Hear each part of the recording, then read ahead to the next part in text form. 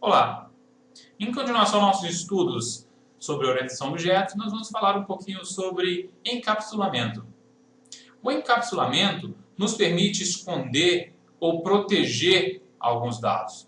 Nós, quando trabalhamos com encapsulamento de dados, nós, por exemplo, pensando em um objeto, agora no mundo físico, um objeto como uma caneta, nós temos então um atributo aqui muito importante ou muito interessante, que é a quantidade de tinta que essa caneta possui. Nós não simplesmente falamos para a caneta, diminui tantos por cento da sua carga, ou diminui tanto da sua carga. Não acontece isso. O que acontece, você acessa esse atributo através de um método, por exemplo, o método escrever, de uma ação da caneta escrever. Você vai escrevendo e então esse método ele vai influenciar no seu atributo quantidade de tinta. Se você está jogando videogame e aí num jogo de luta, por exemplo, então a pessoa dá um golpe, um jogador tem um golpe no outro, ele através de um método que ele está lá acionando um método de repente chutar, o outro está com o método receber chute, está trocando informação através do método receber chute, não sei se for chute alto, chute baixo,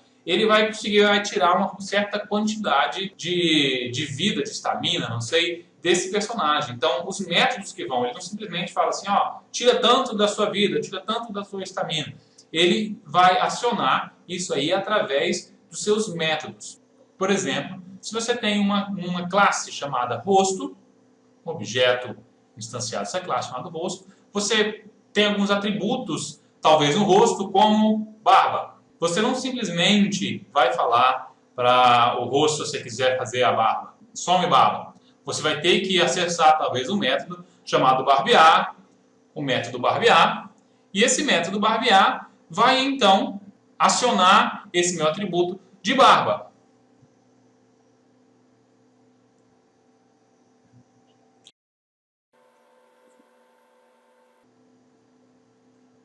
Bom, melhor.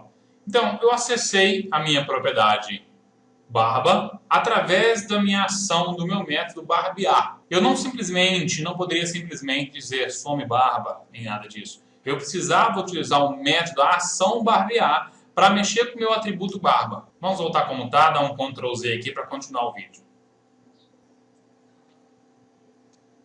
Mas, vamos agora para o código e esse código aqui, por exemplo, nós estamos aqui nesse código de conta, né, nessa nossa classe conta, e nós vemos que nós temos alguns atributos aqui e alguns métodos aqui. Este método, por exemplo, de nome, nós já começamos a implementar um detalhezinho que nós chamamos de setter e getters, onde nós setamos o nome para o atributo da classe e nós também podemos pegar esse atributo. Então, se eu quisesse passar um nome para minha classe, o nome desse meu atributo nome, eu ia dar um setNome e passar como parâmetro um nome, uma string nome. Mas eu também precisaria ter um getNome. Esse getNome, vou colocar void aqui só para nós mudarmos daqui a pouquinho, mas getNome, ele ia retornar qual é o nome atual que está aqui, qual que é o valor que está no nome.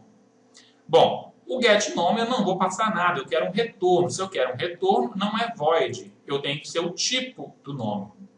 O tipo do nome é string. E aqui eu vou dar um return this.nome.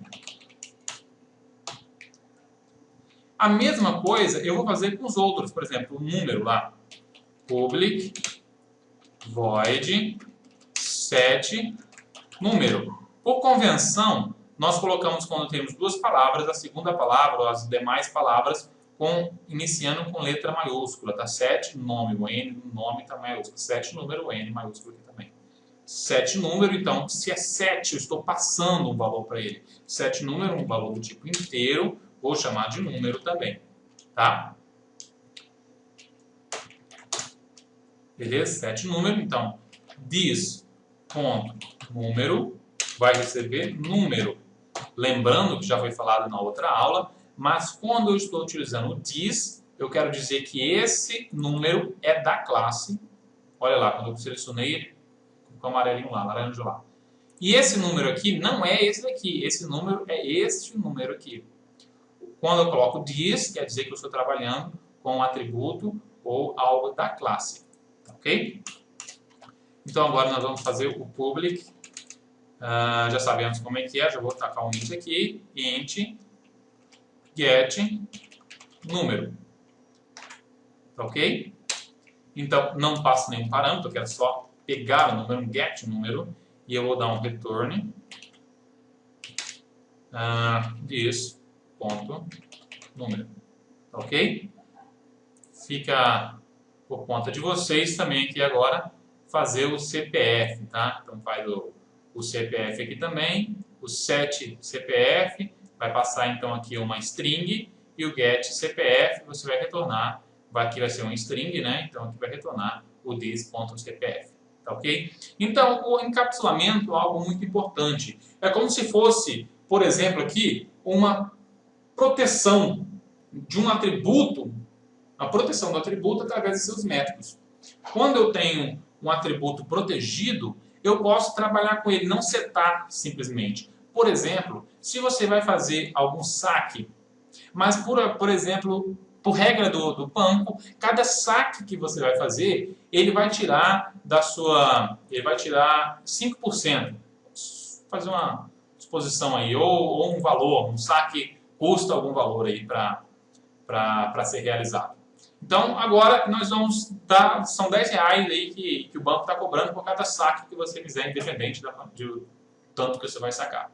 Se a gente pensar assim, toda vez que você sacar, se nós estivéssemos acessando o saldo diretamente, não através dos métodos, todo lugar que você utilizou o sacar ou diminuir um valor, você vai ter que ir lá e diminuir mais R$10. Se você tem um programa enorme, você ia ter que mexer em todas as partes. Aqui não. Se você, por exemplo, precisa tirar mais R$10, você simplesmente acrescentaria R$10 aqui para sacar. Tá? Então você podia colocar o saldo dele e além de tirar esse valor, tirava o saque também, ou a taxa também de R$10.